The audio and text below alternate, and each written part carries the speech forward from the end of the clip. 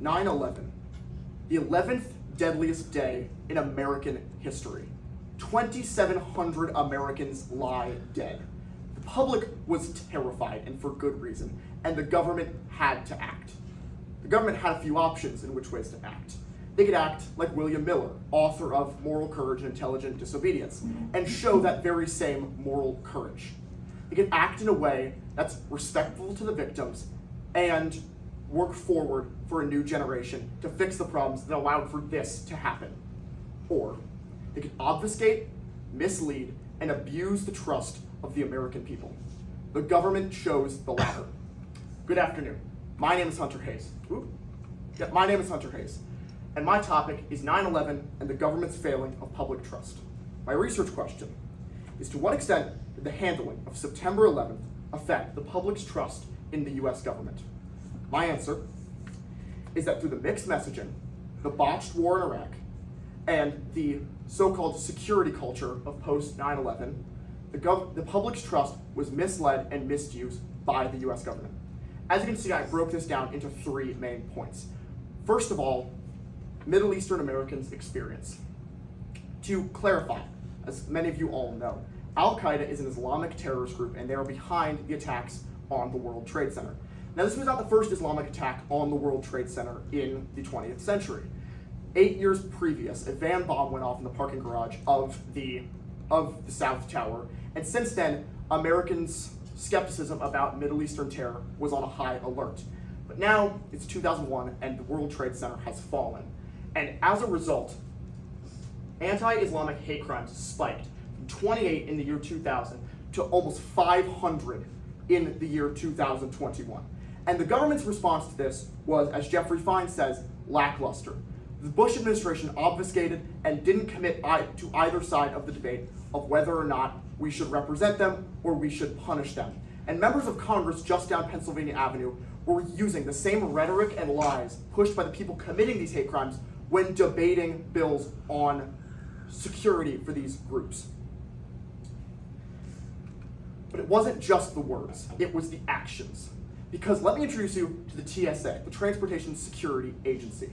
Now, this agency was created for exactly that, transportation security, to secure our planes after 9/11 because security was so lax.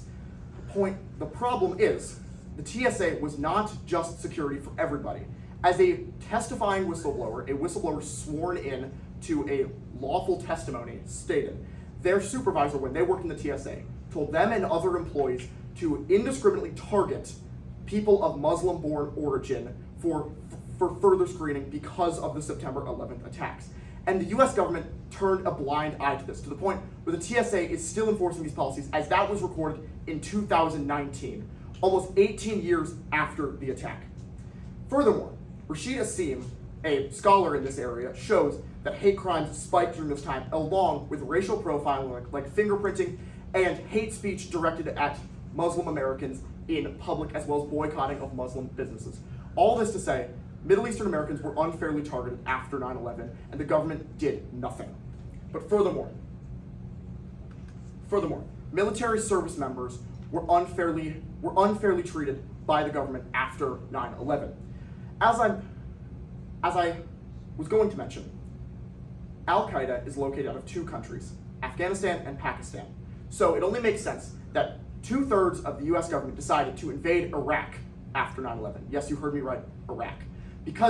And they justified this with very loose justification, saying that Saddam Hussein, the leader of Iraq, had weapons of mass destruction, when in fact, 8 years later, it turned out these weapons of mass destruction simply did not exist. Despite this, Amy Gertshoff reports that 70% of Americans supported the war in Iraq, despite believing it would kill American soldiers, cripple the economy, and yes, cause more terror. And even while the homeland was behind it, the people on the front line were not. Because, according to Barry Law, 20% of Iraq war veterans came back with some form of PTSD. And it's not just PTSD, it's veteran suicide. Because veteran suicide rates slowly increased starting in 2001 and peaked in 2017, due in no small part to the PTSD that they suffered after the Iraq war. And furthermore, they had very little to come back to because the same government that sent them for a fool's errand in Iraq did not protect them once they returned home. Because according to the National Coalition for Homeless Veterans, 8% of all homeless veterans came from the Iraq War, which 8% doesn't sound like a lot. That is 13,000 veterans that are homeless because the government failed to protect them after the Iraq War. And while vulnerable communities were hurt because of 9/11, the biggest attack was on the American people. Let me introduce you to the Patriot Act. The idea that the government is entitled to the data that is collected by private companies. If you don't know, private companies collect your data to create things like user profiles, and the government wanted to use this, so they passed the Patriot Act. Because of the terror of the time, the Patriot Act passed incredibly well through both houses of Congress. And originally it was said this would be a good idea, it would help people out.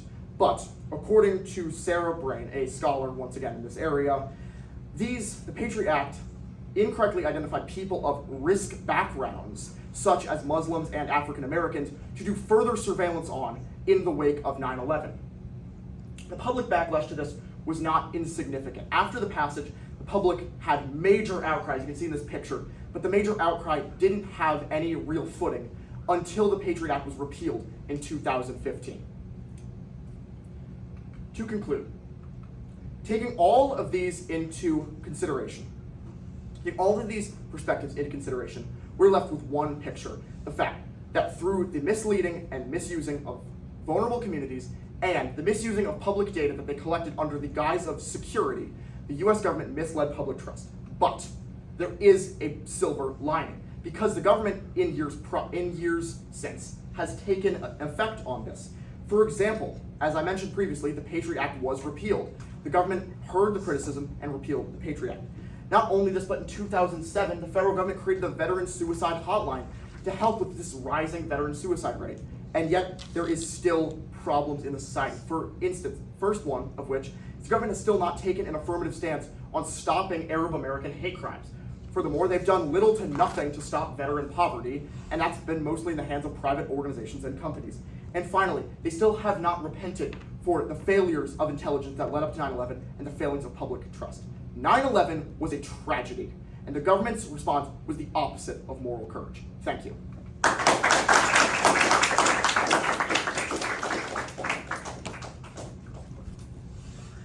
All right, 2 questions for you, Hunter. Ready. First up, what information did you need before you began, and then how did that kind of shape your research as you moved your way through? So the research I needed to begin was just a baseline of the timeline of events of 9/11. But after doing this, I did further research into each of the most affected groups after the attack to find my research. All right, and if you had more time, what additional research would you do?